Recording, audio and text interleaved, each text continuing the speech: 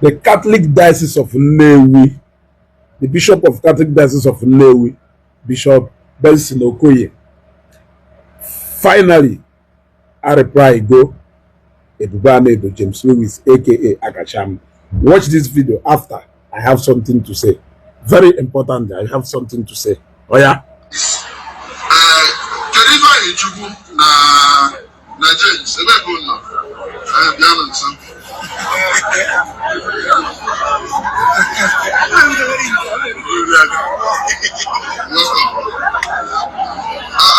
I will ask all I'm there.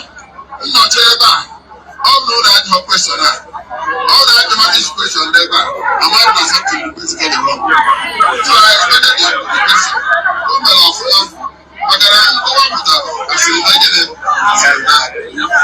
Jesus, I want James before now. I'm going to say, all the man can tell I'm having your woman. And I want to imagine no matter how much we compose, or not we compose. They go to my office. Now, parish priest, then a parish priest, so you go parish priest, and report on about it. As well as they can't catch you, can't you? But no, I don't know.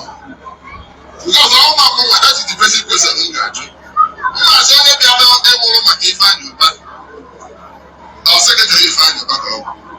I'll move you find you back home. Or that I find you back home. What can you go? I'm either personal person. Either if he's in my job. Why would he, in the first place, he gets not defended? When I go first man, you go to my define your back. When I'm here, you don't listen to me now the way for define your back.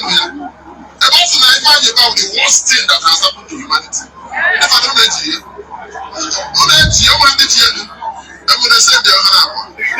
So, when I defend your back, then the good young guy in the two first man. Yeah, I met him. His family members. I got to be small before the public. We have the video. And then we are other people. And then they got on man. James Okoye, why are you not going?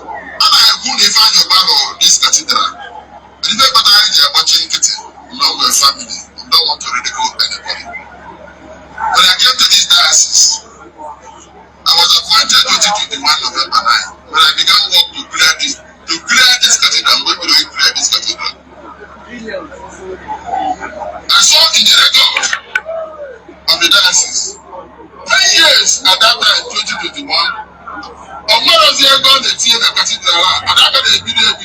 He asked my predecessor, how will I go to team at the Diocese here 214 million. Was 214 million 12 years ago. How many Diocese here 214 million 12 years ago? And when I took over, when they are now won, because I insisted, and at this cathedral, my predecessor elected me, I should take clear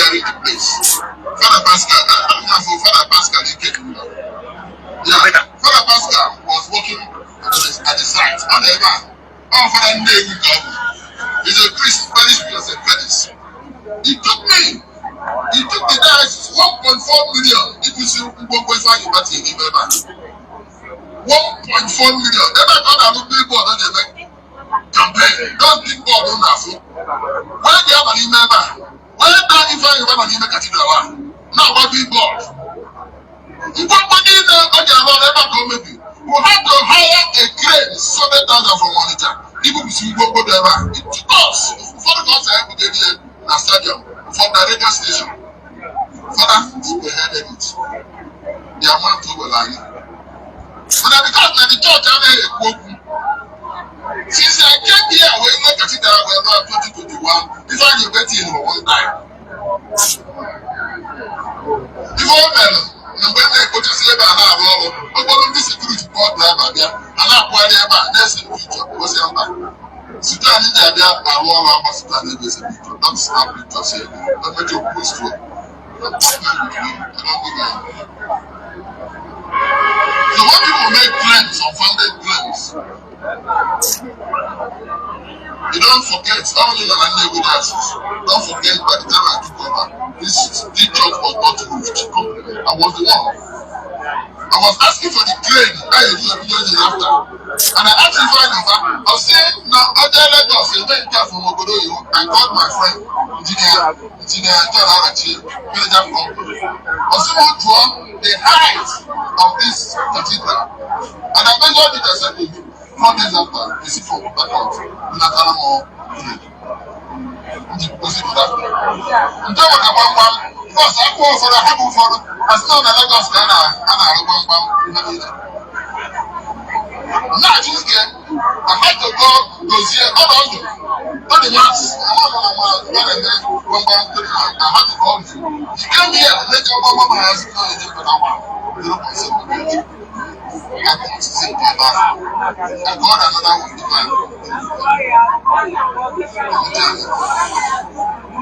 so when the one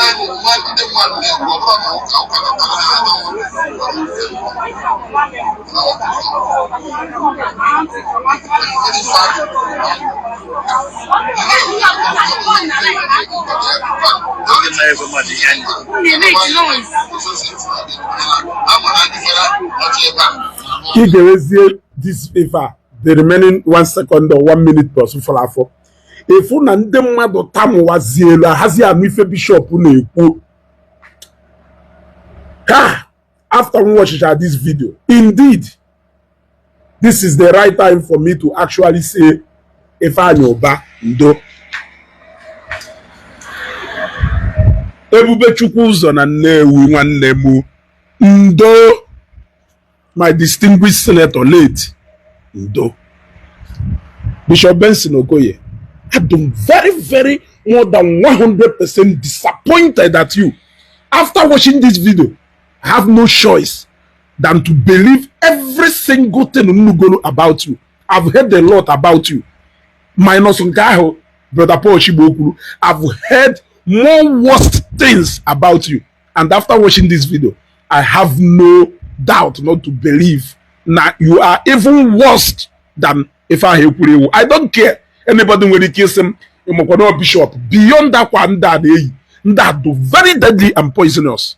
Beyond that one, ubi a bishop do kayo when no luni who congregations when I see when I to ase wolu Mike na to ase obi kayo na to ase it says that when you took over the cathedral na Ifeanyi Ubah church 214 million. No, church 214 million. Ego nesiko juwelo cathedral. Cathedral Bishop Okeke bialo na nke Ifeanyi Ubah. Nolo video ntili here. Nolo achon kanjuoro Bishop Benson. Ego ne ko kostoro. Iji we gba metal ni na ha gba ni cathedral. We ti roof. Like ebe roof Ifeanyi Ubah na-eti na edu to na se no Lagos ko si ebute what he get roof almost 90% off of the just a little place. I saw it myself. I visited that cathedral as of that time. I saw it myself. Afro maybe for it is a little place. If I know about roof church, the first one, second one, third one. Each one, indeed,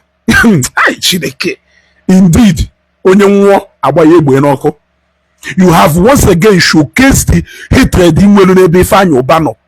Bonondo. I gosigidoriye. Gosianong. Each roofing church ya. Mwewa iron steel nina hana weba we bukwa se roof nelu ego ne kono ne. We made the second one. We made the third one. What me wrong? What me wrong if I say that na each roofing that church had less than 200 million? What me wrong if I say that each roofing that church had less than 200 million naira? Quote me wrong. Yes, quote me wrong. Not go to less than 200 million. It cannot be less than 150 million. Mad we koye 3 times. We koye the third one. We kugido panu dunenwe. We kufe wobele manketawa akunketawa. Bishop Benson. Ego neke ifanyi juwelo cathedral from foundation to ebido roof we fear God. Or 214 million who project ya ego sele deba or 214 million who project ya from foundation to ebo including 3 times a roof here. Actually me use a bad words na ebe no for the sake of akwi a cover James ono a bishop do ka na akono all these things that get you neku make edo. Is it necessary? I am asking you, as a man of God, as a bishop, is it necessary? In a corner, indeed, the people who ne corner had do kife, you people who na a corner ada do kife, and if in a corner no pieces. It happen if I juro cover go to James or no buhunganyo or me buhunga. What does it have to do with the question ajuro yaza? Ajuro about personality, James? You could have gone ahead to say this thing, which is of course the people in room and somebody who came to my house from that particular no within the cathedral. We go see every evidence in Gosicharia onya we may upon wesem yeah no keta ko what you are bad. It do bad, it do badder and than badamba. It jolunjo. Might not beside that bishop jolunjo. Obigo du kampume isirike. Yeah, cathedral ifan battle over how many billion? Kinyelo no na 214 million oji niji 1.4 million we bugasia if ifan battle 600,000 je water you do wicked. You are a wicked man. You are grieving over 1.6 million and 4 million and 600,000 and 214 million over. Okay, let us not overestimate, over exaggerate. Let us not over exaggerate. If I spend over 1.5 billion in that project, let us not over exaggerate. Because ego niki juelo 10-story tower. Ego niki juelo 10-story tower. Foundation that church or foundation dokagono. Foundation meshaluburu underground graveyard. Do wicked. I swear. If I buy shall Roma gada do nenu. Right round the woman got that. Me mama brought ice in Wembley induction. Me mama brought ice about. Mama ice Nina Deba. It's an environment security. I'll be a Pogadi photo. It do wicked. And do not be a comment about this on even the Uchneka walk. It do wicked. It do wicked. Umumego Joronjo. You are because of a fire, but you were 200 million. You will go to your Gondoka. Or Gondoka. You are talking down on money Muki be spend in a project abro personal house here, or blow factory here, or blow radio station here, or blow nifa. It's an if I banana eba halu billboard. Or one and then fabricate roof neba. Double machine will na alone. Why no ye opportunity out no eba low billboard there? Or blow only na alone your alone on that place, not fabricate roof. Why no ya na eba ha na alone billboard with an amount? I yeah? And a major juju. onokatalo hapu stadium nyebu nwere no space billboard biaba na agba. If not because no onye na fabricate that roof no na that place, ana m ajụ ajụjụ onokata abụrụ ya bịa dia. Ana m ajụ ajụjụ if not because no onye na fabricate rie roof na ebe a ọnọrụsi ebe a woruzi ofishe na atụwo nnụnụ na abụ. Let us fear God though. Let us fear God. Let us fear God. Ese na Ifeanyi Uba nwe family. Gunu ka ị na-emelu family ye. Ego Ifeanyi Uba tiri na ada katida ye kpatara ye inwelu ye. Do you have it? Can you put it?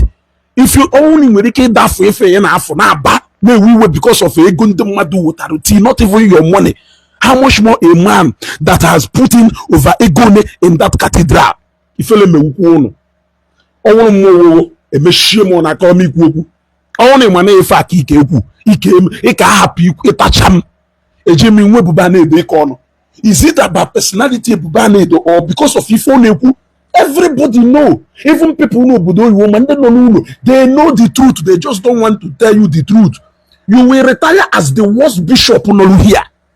You will retire as the worst Catholic bishop nọ here. You will retire as the worst Catholic bishop nọ here. Bishop Okpala nke Anglican, ọnụ ndị mmadụ na-akpọ ekete ọ retire, the worst than nke anyị akpọ na retire. Fear God, ọkwọ n'ụwa ka anyị nọ. Ọkwọ n'ụwa ka anyị nọ. Mana ọ nwụrụkwa maka ife alụrụ ikwuru ebe a nwanne, inwelo the fear of God in you. Ma nọsọ akwa bishop ahụ iyi, inwelo the fear of God in you. Ịjọrọ njọ, ịjọrọ njọ. Look at how you are boldly standing, talking down on the effort of nwoke nwụrụ anwụ. Indeed, indeed. I heard the voice conversation between Guna James. Yemana James kwurie n'ọnụ. O play. James played in that conversation more than 1 year ago.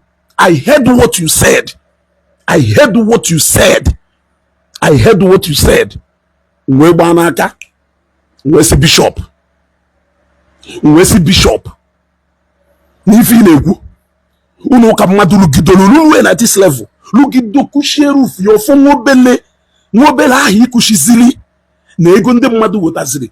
Ese na since 2021 iji wee bata n'ọlụbo. Ọ bụrụ na your induction ka ịgbara enye alụzi na nọrọ ebe ahụ họọ new building committee mee mmadụ chairman ebe ahụ ozugbo. Ọ na wee gba enye alụzi na ọlọwakwa iwe nwe got isi na 12 years Ifeanyi Uba ji wee jide 212 million ke nke ọlụla alụ nya 212 million a wunu ndị chọọchị rụzi nuri elụcha. Fear God. Atụzi n'ụga ebo Bishop Okeke because na ife no negotiate na nwoke nweziri nọ na emezi dementia. Atụzi n'ụga ebo Bishop Okeke abụmọnụ na ntaramahụhụ odukwoye. Atụzi n'ụga eboye because na video nya na Ifeanyi Uba mere where he openly confirmed that no Ifeanyi Uba na alụ kwuo ife dile ọlụ which is to the public knowledge. Anyị ma engineers one dono wee say that last project alụ n'enu n'ụka nwe God ị na-ebe a na-atụ ga. Fear God n'ụwa ka anyị nọ. N'ụwa ka anyị nọ. Chineke ya kwụ onye ọwụ na ụgwọ. Ebe Chukwu ụzọ ndo zuru ike na ndokwa.